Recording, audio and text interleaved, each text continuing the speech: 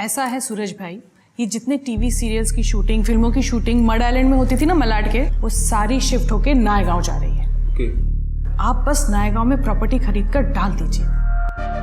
ये कुछ प्रॉपर्टीज है नायगांव की, यहाँ इन्वेस्टमेंट करेंगे तो कोई प्रॉब्लम नहीं होगी। आप इशिता रियल एस्टेट पर पूरा भरोसा कर सकते हैं। और इशिता चीट फंड पे भरोसा करना है या नहीं आरती? बोलो।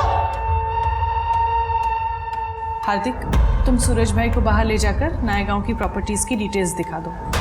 जी। धनेश्वरी जी आइए, हम बैठकर बात करें। मैं यहाँ बैठने नहीं आई हूँ, मुझे मेरे पैसे वापस चाहिए। 4 महीने हो गए आज करके आप भी तक मेरे पैसे नहीं दिए हैं। धनेश्वरी जी, आपको बताया ना मैंने, चिटफंड का पैसा फंस गया है। सिर्फ आपका ही नहीं, मेरे भी 20 लाख फंसे हुए हैं। बेवकूफ समझा है मुझे, जो ये पैसे डूबने की कहानी सुना रही हो मुझे। अगर पैसा फंस गया होता ना तो ये तुम्हारा बिजनेस ऐसे नहीं चलता। मैं तुम्हारे सामने हाथ जोड़ती हूँ, मेरी बेटी का एडमिशन होने वाला है फैशन डिजाइनिंग में और मेरे पास पैसे ही नहीं है। मैं बहुत प्रॉब्लम में हूँ, मुझे मेरे पैसे वापस दे दो। धनेश्वरी आइए, बैठ जाइए। मेरे पैसे, मेरी बेटी का एडमिशन। पानी पीजिए, शांत हो जाइए, एकदम शांत हो जाइए।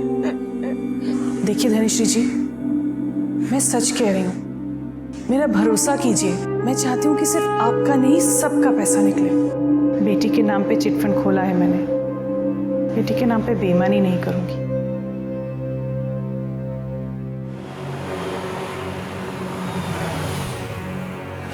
डोंट वरी यार इशिता, किसी को कुछ पता नहीं चलेगा। तुम आराम से घर जाओ, ठीक है? अंकल आंटी भी वेट कर रहे होंगे। हाँ। अरे मम्मी गई क्या? हाँ आ गई। ठीक है, बाय निखिल। बाय जी।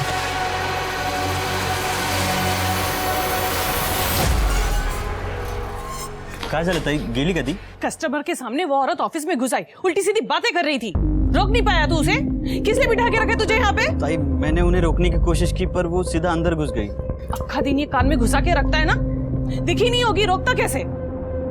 हार्दिक तू ना अगर मेरा भाई नहीं होता ना, कब का भगा चुकी होती तुझे। सॉरी ताई।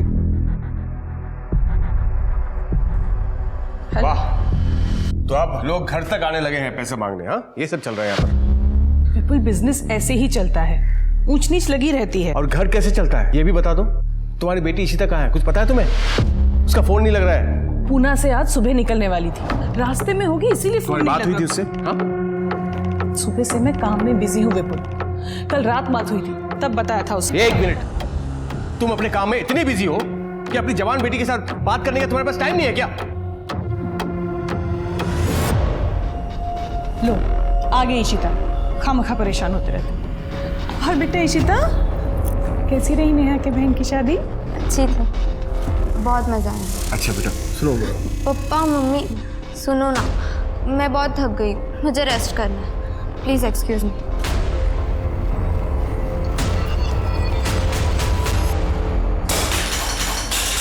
कब से बोले जा रही हो पैसों का अरेंजमेंट हो जाएगा, कब होगा अरेंजमेंट? एडमिशन की लास्ट डेट आ गई है, फीस कब भरूंगी मैं?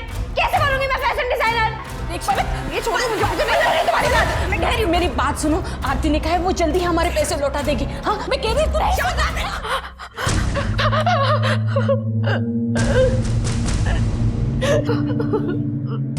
मैंने जानबूझ के नहीं किया।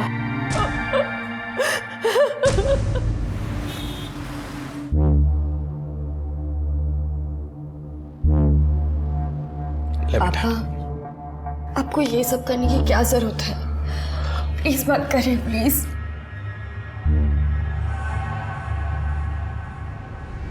मेरा क्या है बेटा, बस तुम खुश रहो, और मुझे क्या चाहिए? हाँ?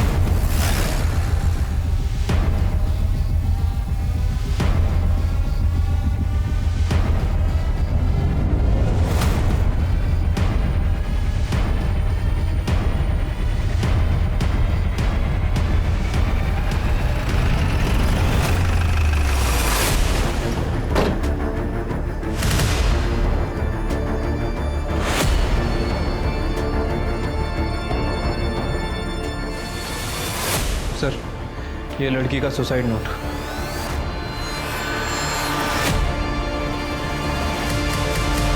सुसाइड नोट में लिखा है कि मैं अपने पापा पर बोझ नहीं बनना चाहती, इसलिए अपनी मर्जी से सुसाइड कर रही हूँ।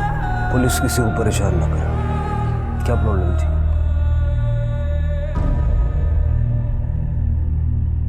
शिरके बेटी के बाप है, सदमे में।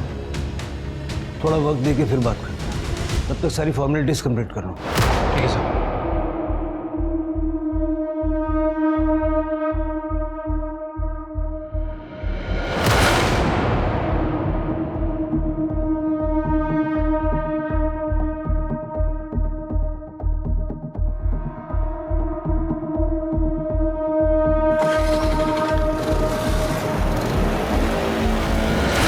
ये ऐसी हालत में कहाँ जा रहे हैं?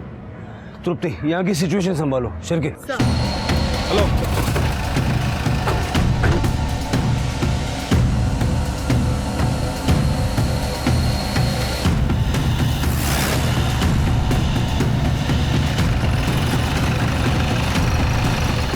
अभी तो यही था, गाड़ी घुमाओ।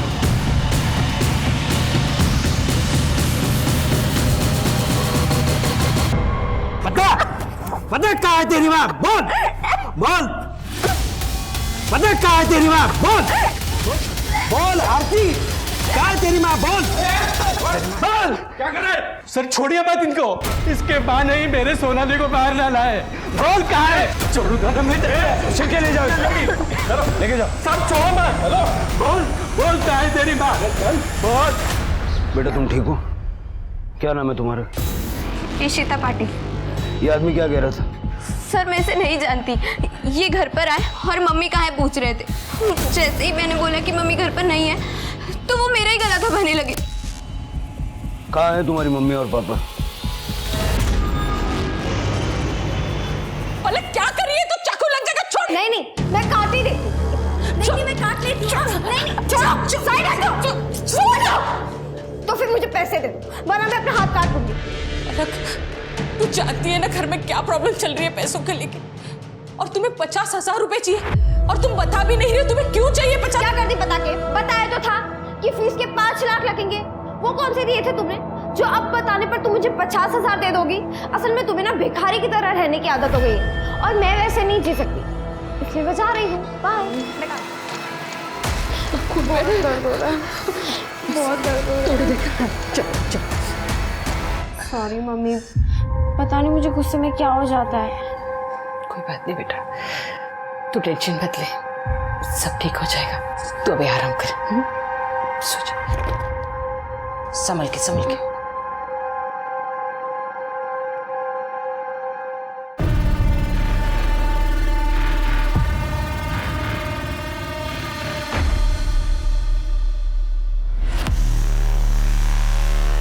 मैं उस लड़की को नहीं बल्कि उसकी माँ आरती को वहाँ मारने गया था सर। उसने मेरी बेटी सोनाली की जान ली है।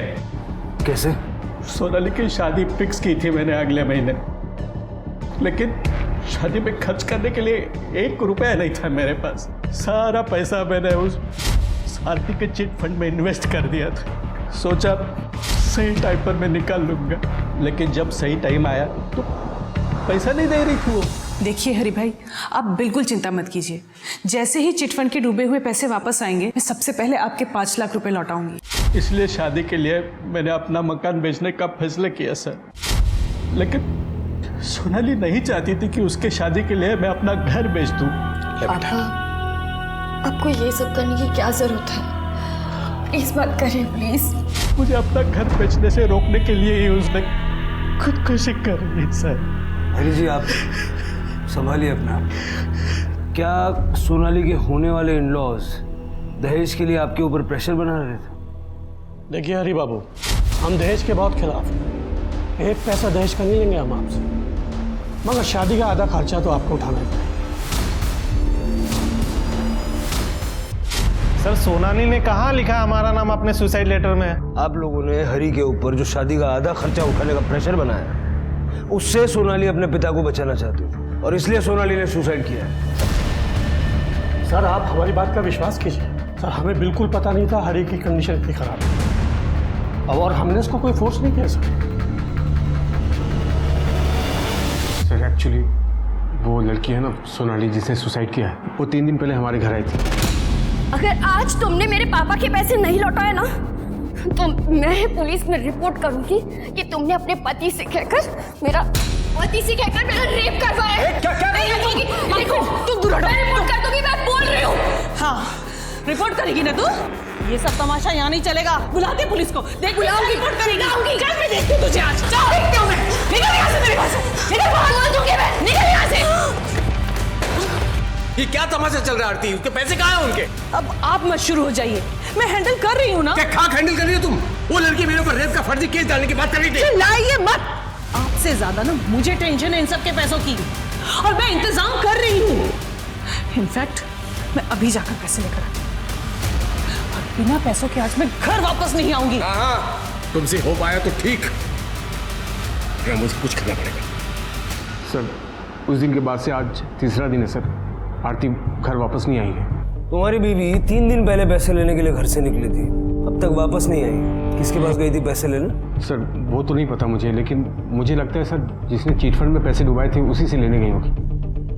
हार्दिक तुम्हें तो कुछ पता होगा, तुम तो उसके साथ काम करते थे ना? नहीं जीजा जी, एक्चुअली ताई ने मुझे इस बारे में कुछ नहीं बताया था। आरती 3 दिन से गायब है और आप लोगों ने उसे ढूंढने की कोशिश भी नहीं की। एक्चुअली ताई ने मुझे फ़ोन करके बताया था कि वो 2-3 दिन घर से बाहर रहेंगी, तब तक ऑफिस का काम मुझे संभालने को कहा था। इसलिए सर मैंने ध्यान नहीं दिया कि क्योंकि पहले भी आरती काम के सिलसिले में बाहर आती जाती रहती थी। कहाँ जा रही थी ये नहीं बताया तुम्हारी ताई ने? नहीं मैडम। ऐसा तो नहीं है कि चिटफंड के पैसे तुमने गायब कर दिए और जब सोनाली ने सुसाइड कर लिया तो घबरा के आरती के चले जाने की कहानी सुना रहे हो? अरे नहीं सर, कैसी बात कर रहे हैं सर? हम जो भी बता रहे हैं आपको सच बता रहे हैं सर। पुलिस को लग रहा है उस लड़की ने सुसाइड किया है और उसी हिसाब से पुलिस इन्वेस्टिगेशन कर रही है। मर्डर के बारे में उनके पास कोई आइडिया नहीं, समझ रहे हो? तो जैसा मैं बोल रहा हूँ ना वैसा ही करो, ठीक है? हम बाद में फ़ोन करते हैं।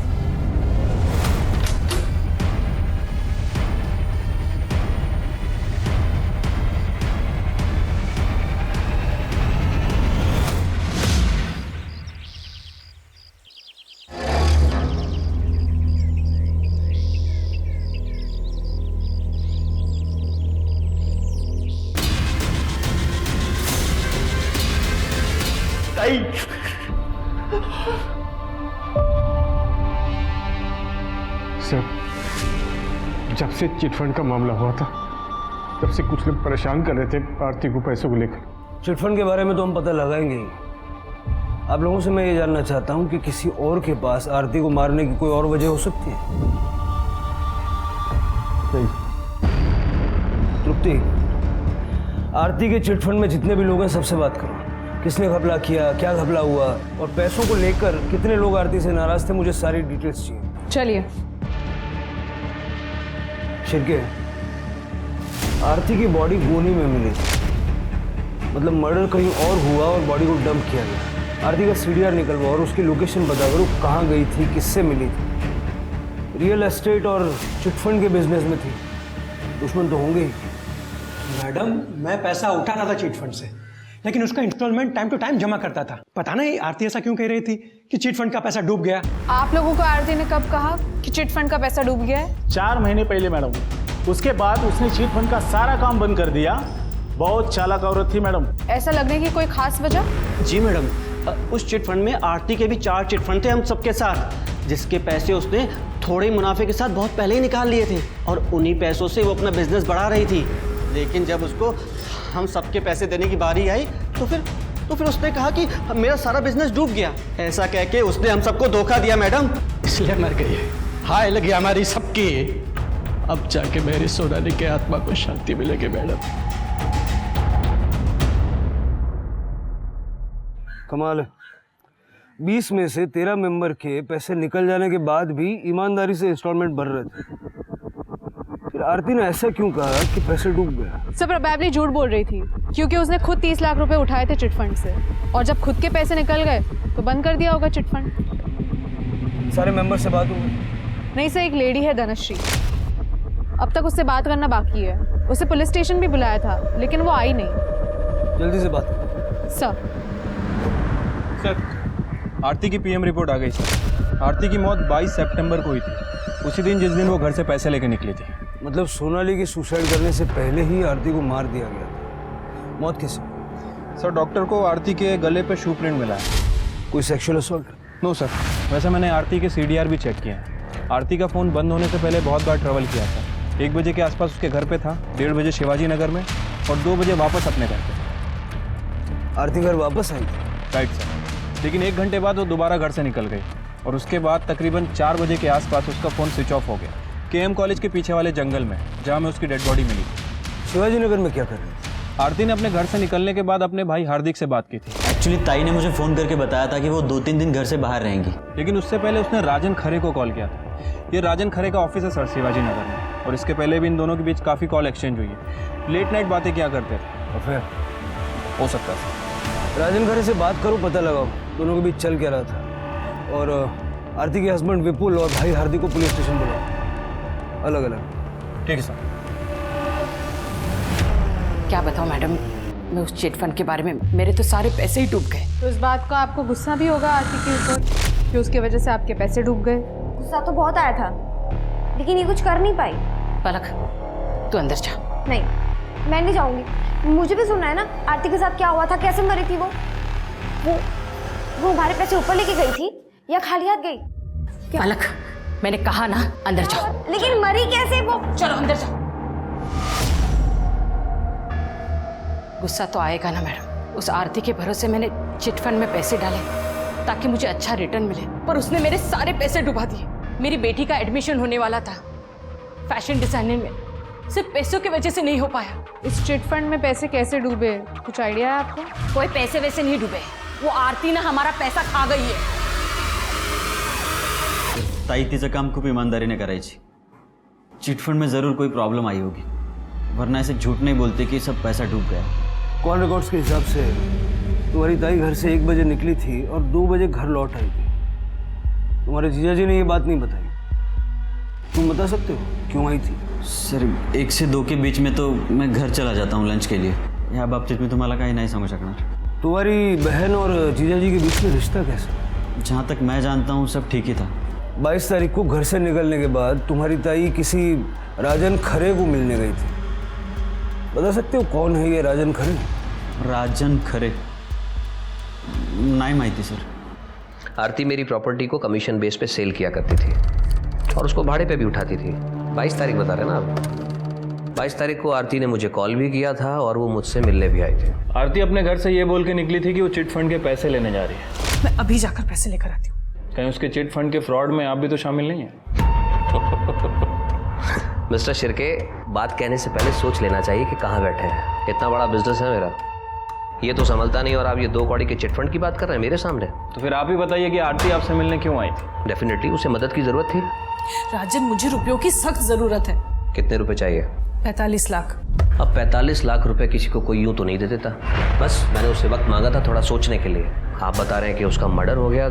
मुझे एक बात समझ नहीं आ रही है, आरती अपने पति से मदद मांगने की बजाय आपसे मदद मांगती है। आप दोनों एक दूसरे से काफ़ी बात करते थे, लेट नाइट्स कॉल भी एक्सचेंज होती थी आपसे। शिर्के जी, आप अपनी बातों को कहीं और ही दिशा में ले जा रहे हैं। आप शायद भूल रहे हैं ये मुंबई है, यहाँ लोग रात भर जागते भी हैं और रात भर बातें भी करते हैं। मेरी और आरती की कॉल्स जितनी भी होती थी वो काम की होती थी। हम लोग प्रोफेशनल हैं। आप ये जो सोच रहे हैं ना, इसको अपने तक ही रखें।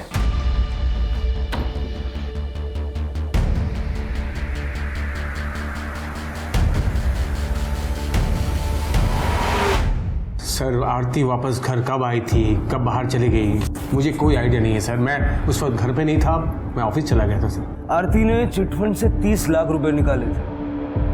उस 30 लाख का क्या किया वो तो पता होगा आपको? मुझे नहीं पता सर, हो सकता है उसने अपने बिजनेस में लगाए हों 30 लाख रुपए। प्रॉपर्टी के ब्रोकर के काम में 30 लाख का इन्वेस्टमेंट ज़्यादा नहीं? मैंने कहा ना आपको कि मैं ज़्यादा इंटरेस्ट नहीं लेता था आरती के बिजनेस में। बिजनेस में इंटरेस्ट नहीं लेते थे, लाइफ में तो लेते होंगे। आफ्टर ऑल बीवी है आपकी। राजन खरे कौन है? सर ज़्यादा डिटेल्स में तो नहीं पता, लेकिन आरती ने बताया था मुझे कि कोई बिल्डर है शायद। आरती कमीशन पर काम करती थी उसके साथ। काम ही करती थी ना, या कोई और बात? सर क्या कहना चाहते हैं आप, कैसी बात कर रहे हैं सर आप? हाँ 22 तारीख को आपसे झगड़ा करके जब आरती घर से निकली तो उसने सबसे पहला कॉल राजन खरे को किया था। शायद उससे मिलने भी गई थी। सर आप ये सवाल मुझसे क्यों पूछ रहे हैं सर? आप जाइए ना, पूछिए राजन से। आप किससे क्या पूछना है ये आप हमें मत बताइए। आपसे जितना पूछ रहा हूँ उसका जवाब दीजिए। क्या आपकी बीवी का राजन खरे के साथ अफेयर था? क्या आप ये जानते थे? सर आप जैसे सोच रहे हैं ना सर, आरती वैसी औरत नहीं थी।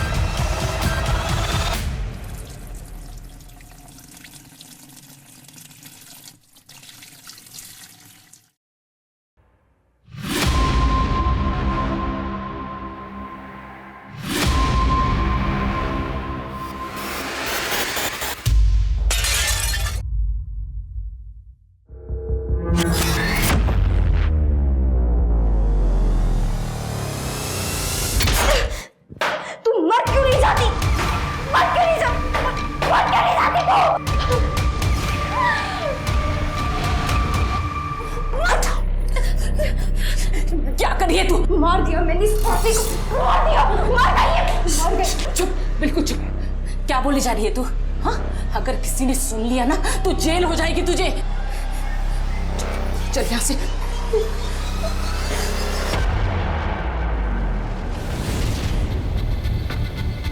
मैडम लड़ाई झगड़े का तो पता नहीं, लेकिन फैमिली के बीच कुछ तो हुआ था। आप डॉक्टर सुकुमार से क्यों नहीं बात करते? यही सोसाइटी में क्लिनिक है उनका और उन्हें सब पता होगा। सर 18 अगस्त की रात की बात है, विपुल आया था आरती को लेकर मेरे क्लिनिक पर। सर वो तो कहिए कि टाइम पर वो क्लिनिक आ गई थी तो उसकी जान बच गई, वरना मर जाती थी। इतनी सारी नींद की टैबलेट्स खाई हुई थी उसने। आरती ने सुसाइड अटेम्प्ट किया था। और क्या हो सकता है सर? आदमी कभी भी एक टैबलेट की जगह गलती से 2 टैबलेट खा लेगा, पर 20 टैबलेट तो नहीं खा सकता ना।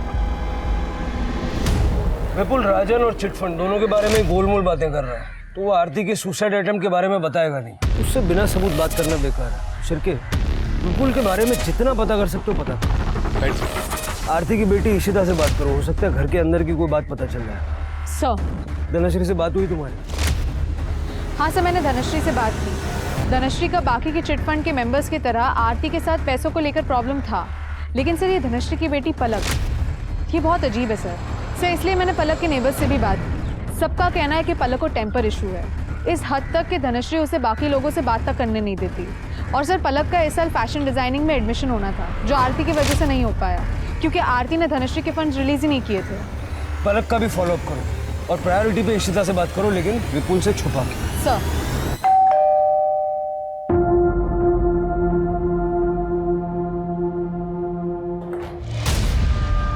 निखिल तुम यहाँ क्यों आए हो? पापा भी घर पर है। यार इशिता, मैं तो बस तुम्हें चेक करने आया था कि तुम ठीक हो ना। कौन है इशिता?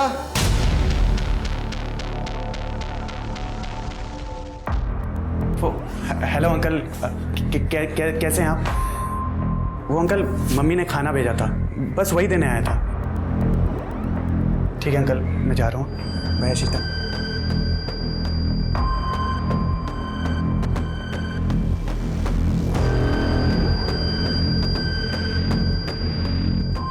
मैं जब तुम्हें कुछ कहता हूँ मेरी बात क्यों नहीं मानती हो तुम?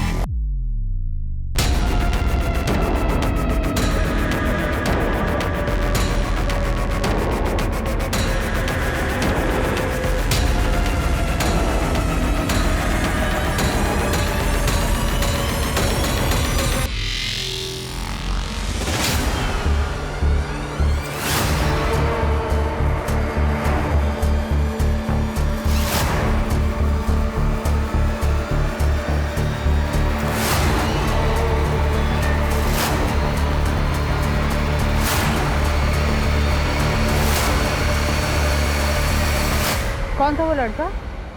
पता नहीं, होगा कोई। अच्छा मैडम, आपको कुछ काम था मुझसे? इशिता, मुझे पता है तुम्हारी मम्मी ने कुछ दिनों पहले सुसाइड करने की कोशिश की थी, और इंसान सुसाइड तभी करता है जब उसकी लाइफ में सब कुछ ठीक नहीं चल रहा होता। सच बताओ, क्या प्रॉब्लम थी तुम्हारी मम्मी को? मेरी मम्मी को कोई प्रॉब्लम नहीं थी, और ना ही उन्होंने सुसाइड अटेम्प्ट करने की कोशिश की। बस उनकी तबीयत खराब थी कुछ दिनों से, और कुछ नहीं।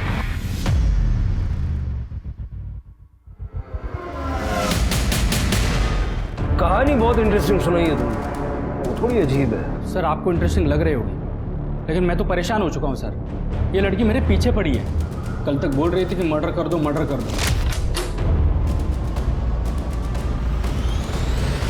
क्या है? एक मर्डर करना है और ये है उसकी फीस। अबे दिमाग से पैदल है क्या तू? चल निकल। कहाँ से आ जाते हैं और आज अचानक से बोल रही कि मैंने किसका मर्डर कर दिया है।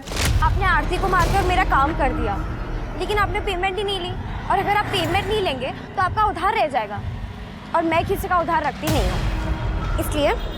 कौन आरती? अरे आपने मारा तो था उसे, वो चलो ठीक है, तुम मेरे साथ चलो, मैं तुम्हें एक जगह पे लेके जाता हूँ, वहाँ जाके हिसाब करते हैं, है ना? हाँ? चलो। सर मैंने इंटरनेट पे चेक किया तो देखा वाकई एक आरती नाम की लेडी का मर्डर हो चुका था। तो मुझे लगा कि अगर ये ऐसी मेरे पीछे पड़ी रही ना तो एक दिन मुझे जेल भिजवा के ही मानेगी। तो सर मैं कैसे तैसे करके बहला फुसला के यहाँ तक उसको लेके आया। तो सर आप अभी देख लीजिएगा क्या करना है। कुछ ना कुछ तो किया होगा ना तुमने, ऐसे ही थोड़ी ना लड़की पीछे लग गई। अरे सर मैं एकदम सीधा साधा आदमी हूँ। मैंने खुद सुना था इसे फोन पे 2 लोगों की सुपारी लेते हुए, इसलिए मैं इसके पास आरती की सुपारी देने गई थी। तू शांत हो जा सर, इसकी बात पर विश्वास मत कीजिए, ये थोड़ी बीमार है। आप एक सेकंड चुप रहिए। क्या सुना था बेटा तुमने? अरे यार तू मेरी बात तो सुन पहले। देख, एक मर्डर का कम से कम 50,000 होगा, 2 का हुआ 1 लाख, और इसमें कोई कॉम्प्रोमाइज नहीं होगा, इतना तो देना ही पड़ेगा किसी भी हाल में। अरे सर मैं एक राइटर हूँ, क्राइम शोज लिखता हूँ, ऐसे ही किसी स्टोरी का डिस्कशन इसने सुना होगा सर, इसलिए, बाकी कुछ नहीं है। सर झूठ बोल रहा है ये, तू झूठ क्यों बोल रहा है? सर मैं अभी क्लियर करता हूँ। सर ये मेरा यूनियन कार्ड है, अगर आप चाहे तो यूनियन में फ़ोन करके पता कर सकते हैं। मम्मी ये लोग तो मेरा यकीन नहीं करे, पर तुम तो मानती हो ना।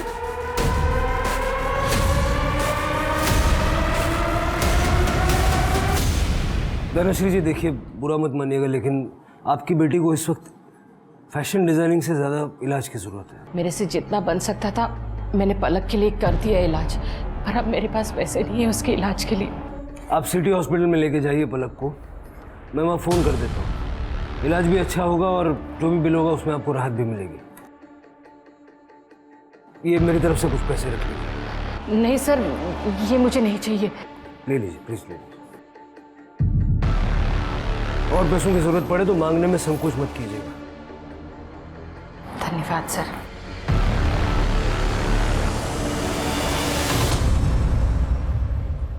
सर, विपुल के कॉल रिकॉर्ड्स मिल गए 22 सितंबर के। 22 सितंबर को दोपहर को 2 बजे विपुल अपने ऑफिस में नहीं बल्कि घर में था, और 4 बजे केएम कॉलेज के पीछे वाले जंगल में जहां आरती की डेड बॉडी फेंकी गई थी।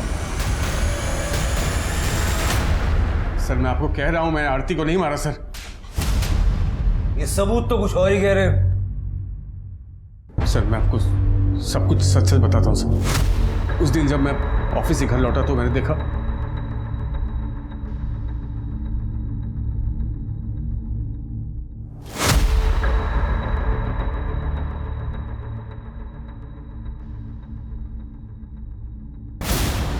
आरती आरती आरती आरती। मेरा मतलब है कि तेरी बीवी को तेरे ही घर में किसी और ने मार दिया, और तुझे जब बॉडी मिली तो तू बिना किसी को बताए उसे डंप करके आ गया। बेवकूफ समझ के रखा है पुलिस को, ऐसी घटिया कहानियों पे विश्वास कर लेंगे। मैं आपको सच बोल रहा हूँ सर, मुझे आरती की डेड बॉडी ही मिली थी, मैंने इसका मर्डर नहीं किया सर। जब मर्डर नहीं किया तो बॉडी डंप करने क्यों गया? जब मर्डर नहीं किया तो बॉडी डंप करने क्यों गया? मजबूरी थी मेरे सामने सर। ऐसी क्या मजबूरी थी? क्या मजबूरी थी जो तूने पुलिस तक को इन्फॉर्म नहीं किया? मुझे कुछ नहीं पता ये कैसे हुआ, मैं तो अपने रूम में सो रही थी। पापा मैं सच कह रही हूँ। मम्मी बेबी तो मर ही चुकी थी सर। अगर आप लोग को इन्फॉर्म करता तो आप लोग इशिता को जेल भिजवा देते, वो मैं कैसे होने देता सर? बाबू उसका मेरी बेटी है वो। तुम्हें लगता है कि इशिता ने आरती को मारा है?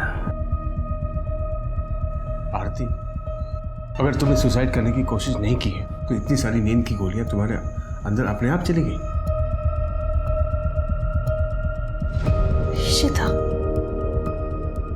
इशिता, उसने मुझे रात में दूध पिलाया था। क्या? इशिता, क्यों मारा अपनी मम्मी को? क्योंकि मम्मी को पता चल गया था कि मैं पुणे क्या करने गई थी। Are you ready? मम्मी ने मुझे और निखिल को बात करते हुए सुन लिया था। मैं तुम्हारे लिए कुछ दवाइयाँ लाया हूँ। निखिल, अगर तुम नहीं होते ना तो मैं अकेले ये प्रेगनेंसी टर्मिनेट नहीं करवा पाती, और मम्मी पापा को पता चलता तो वो मुझे जान से ही मार डालते।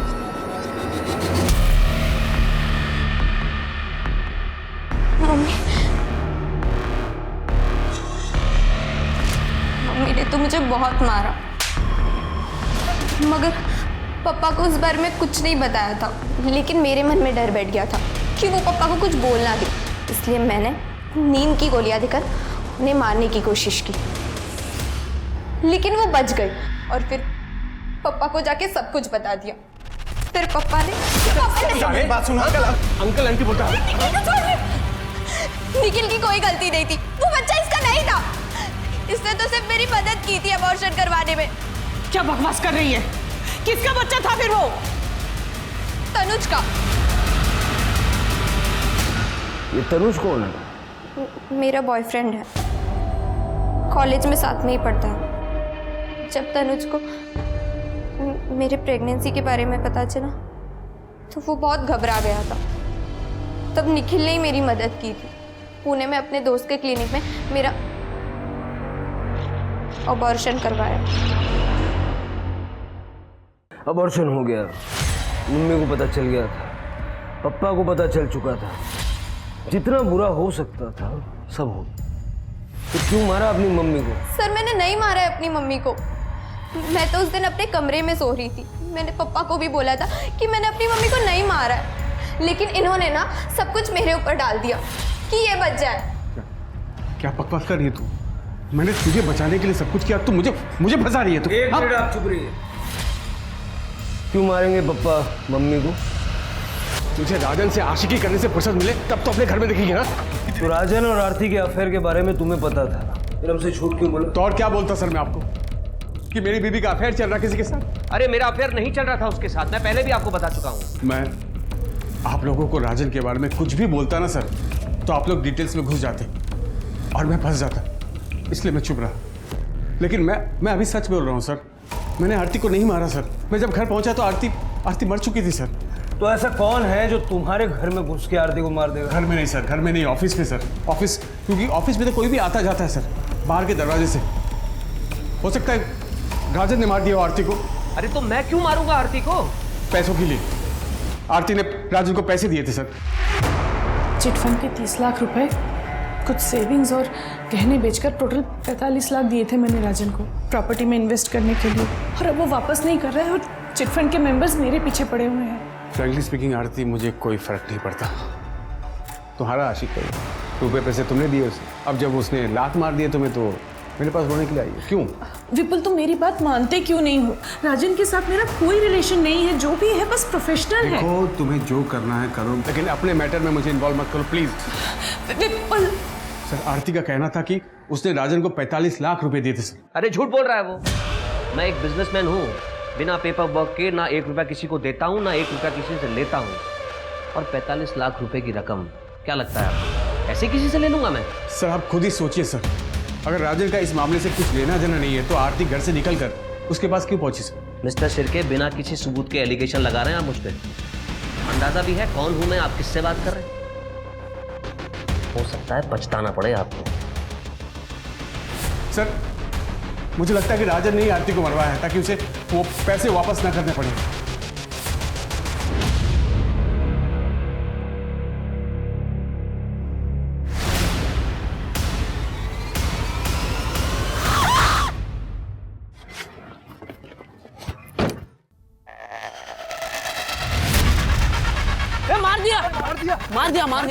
मार दिया लड़के को मार दिया। दारू पिया हुआ है? पुलिस को बुला, पुलिस को बुला। ड्रंक ड्राइविंग कर रहे थे आप? हाँ, वो कल रात पार्टी में लिया था, वही आया होगा रिपोर्ट में। जो भी है, आपके ब्लड में अल्कोहल मिला है, सीसीटीवी में एक्सीडेंट रिकॉर्डेड है। केस तो बनेगा आपके खिलाफ, तगड़ा बनेगा। कम से कम 5 साल की सजा होगी। 5 साल?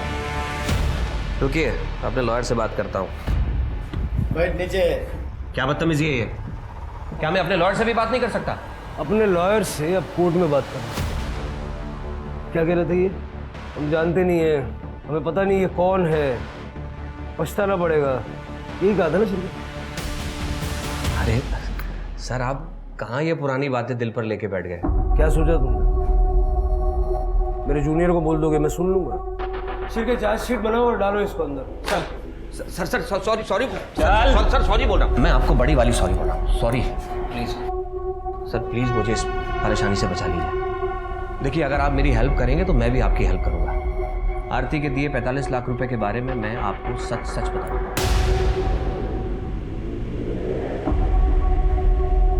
तुम तो कह रहे थे कि आरती ने कोई पैसा तुम्हें दिया ही नहीं था। उसने मुझे 45 लाख रुपए दिए थे सर, और वो पैसा मैं उसको लौटाने भी वाला था। मार्केट डूब गया, सारा पैसा फंस गया सर। और दूसरी तरफ आरती डेस्परेट हो रही थी, और उस रात भी वो मुझसे पैसे ही मांगने आई थी। राजन, लोग मेरे पीछे पड़े हुए हैं रुपयों के लिए, और पिछले 3 महीने में एक पैसा नहीं लौटाया तुमने। तो मैं क्या करूं? मार्केट डाउन चल रहा है, जब मार्केट उठेगा तो मैं तुम्हारे सारे पैसे लौटा दूंगा। तुम चाहो तो मैं तुम्हें बढ़ा कर दे दूंगा। बढ़ाकर नहीं चाहिए मुझे, जो मेरे रुपए हैं मुझे वो लौटा दो बस। अरे तो कहां से लाऊं 45 लाख रुपए तुरंत? सॉरी, देखो आरती, 5-10 लाख रुपए की अगर तुम्हें जरूरत है तो मैं इंतजाम कर सकता हूं, अगर तुम्हें चाहिए तो। लेकिन उसके लिए तुम्हें थोड़ा रुकना होगा। ठीक है, लेकिन आज मुझे कम से कम 10 लाख रुपए चाहिए। और पैसों का इंतजाम करते करते किलर्स का इंतजाम कर दिया, ताकि 1 रुपया देना ना पड़े। अरे पाटिल सर, मैंने उसे 10 लाख रुपए दिए थे। आप चाहें तो मेरे मैनेजर से पूछ लीजिए। जब तुमने आरती का मर्डर नहीं किया तो ये पैसे वाली बात हमें पहले क्यों नहीं बता दी? लालच में आ गया था सर। मुझे लगा मैं किसी को नहीं बताऊंगा तो वो 35 लाख रुपए मेरे हो जाएंगे। फिर वो 10 लाख रुपए कहाँ गए तो तुमने आरती को दिए थे? उसके घर में तो हमें कुछ भी नहीं मिला। सर उनसे पूछिए ना, आरती ने जिसे फोन करके बुलाया था, उन्हें पता होगा। किसको बुलाया? मुझे नहीं पता सर। आरती ने आखिरी कॉल किसे की थी? शिरके, उठाओ उसे। करने शिंदे मैडम हाथ पटवा। सर अब तो मैंने आपको सब सच बता दिया है, प्लीज मुझे इस केस से बाहर निकालिए। सर, आपने बुलाया था? सर ये तो वही औरत है जिसका एक्सीडेंट हुआ था मेरी कार से। सर ये तो जिंदा है। केस सॉल्व राजन जी, आप जा सकते।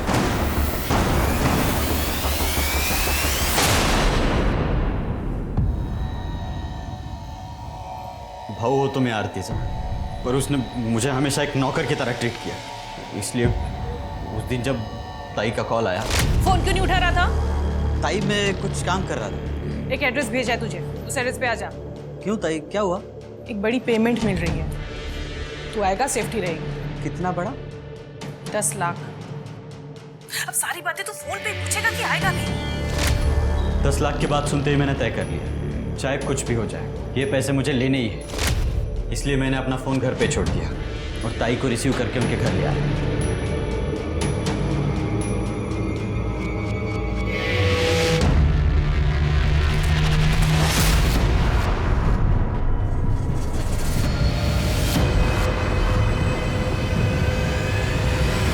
पैसों की लालच में इतना अंधा हो गया, सगी बहन को मार डाला। बहुत पुरानी कहावत है कि जिस डाल पर बैठो कभी उस डाल को नहीं काटना चाहिए। आरती का मर्डर केस इस कहावत को चरितार्थ करता था। लोगों ने आरती के ऊपर भरोसा करके अपने जीवन भर की कमाई उसके चिट फंड में निवेश की थी, मगर आरती ने अपनी महत्वाकांक्षा के चलते उन लोगों की कमाई उन्हें बिना बताए कहीं और इन्वेस्ट कर दी थी, जिसकी वजह से सोनाली ने तो अपनी जान तक दे दी थी। आरती के मन में खोट नहीं थी, मगर उसने अपने ऊपर विश्वास करने वाले लोगों से झूठ तो बोला ही था। और जब आप किसी का विश्वास तोड़ सकते हो तो कोई आपका विश्वास भी तो तोड़ सकता है। अपने पैसों को लेकर हमेशा सतर्क रहें। कहीं भी पैसे इन्वेस्ट करने हो तो लोगों की बातों पर भरोसा करने से पहले अपने फाइनेंशियल एडवाइजर या किसी जानकार से पता लगाने की कोशिश जरूर करें। इसी सलाह के साथ अब मैं रेणुका शाह ने आपसे विदा लेती हूँ। हम फिर मिलेंगे ऐसी एक कहानी के साथ जो रखेगी आपको सतर्क और जिंदगी को सुरक्षित। तब तक अपना और अपने परिवार का ख्याल रखिए और देखते रहिए क्राइम पेट्रोल सतर्क। जय हिंद।